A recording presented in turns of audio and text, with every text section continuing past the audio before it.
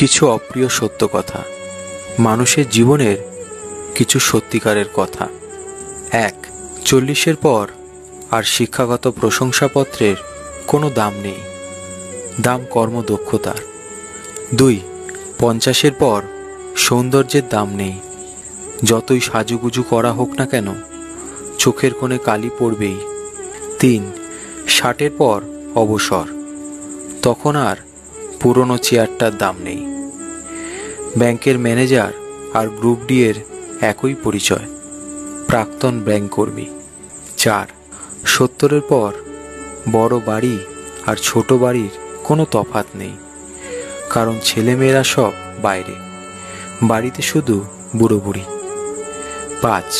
80-তে টাকা থাকলেও তার দাম নেই, হাঁটা চলার ক্ষমতা থাকে না, তখন দরকার জনবল।